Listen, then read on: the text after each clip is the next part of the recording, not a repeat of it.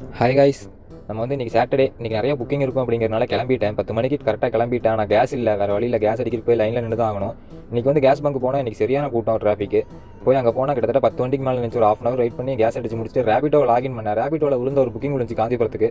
அந்த கஸ்டமர் வந்து தேனி போக முடியுமான்னு கேட்டாங்க. சரி ஓகே, நான் அவங்களை தேனி கூட்டிகிட்டு போகலான்னு தேனி கிளம்பிட்டேன். போகிற வழியில் தாராபுரத்தில் நிப்பாட்டி சாப்பிட்டுட்டு சரியான வெயில் அங்கே. அதுக்கப்புறம் தாராபுரத்துலேயே டேங்க்கும் ஃபுல் பண்ணிட்டேன். கேஸை ஃபுல் பண்ணிவிட்டு நேராக நான் ஸ்டாப் தான் அங்கே அவங்க தேனி கஸ்டமர் வீட்டுக்கு தான் போய் நிப்பாட்டின வண்டியை. அங்கே போய் நிப்பாட்டும்போது டைம் ஆகும் பார்த்தீங்கன்னா 3:30 ஆயிடுச்சு. அதுக்கப்புறம் அவங்க ரிட்டன் ஒருத்தங்களை கூட்டிகிட்டு வந்து பாதி தூரத்தில் ட்ராப் பண்ண சொன்னாங்க. சரி ஓகேன்னு சொல்லியிருந்தேன். கோயம்புத்தூருக்கு கிலோமீட்டர் போட்டு பார்த்தா 227 கிலோமீட்டர் 4 hours காமிச்சது. அந்த கூட்டிகிட்டு அந்த கஸ்டமரே ஒரு 5 கிலோமீட்டர் ட்ராப் பண்ணிட்டு நேராக வெளியே போய் ஏதாவது சாப்பிடலாம் அப்படின்னு முன்னாடி மெயின் ரோட்டுக்கு போயிட்டு ஒரு சில்லி பரோட்டா வித்துட்டு இருந்தாங்க. அதை வாங்கி சாப்பிட்டு முடிச்சுட்டு நேராக வண்டி எடுத்துட்டேன்.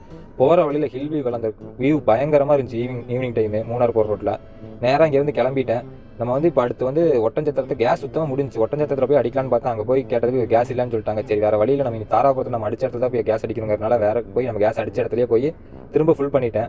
ஒட்டஞ்சத்திரத்துலேருந்து தாராபுரம் வரைக்கும் நம்ம பெட்ரோலில் தான் வந்தோம். இப்போ கேஸ் அடிச்சு முடிச்சுட்டு வெளியே ஒரு 10 நிமிஷம் அந்த மெயின் ரோட்டில் வெயிட் பண்ணிட்டு நேராக கிளம்பிட்டேன். வீட்டுக்கு போகிற வழியில் வீட்டுக்கிட்ட போய் நம்ம சாப்பாடு நைட் சாப்பிட்றதுக்கு சாப்பாடு ஒன்று வாங்கிட்டு கரெக்டாக வீட்டுக்கிட்ட போகும்போது டைம் ஆகணும் 10:30 ஆயிடுச்சு.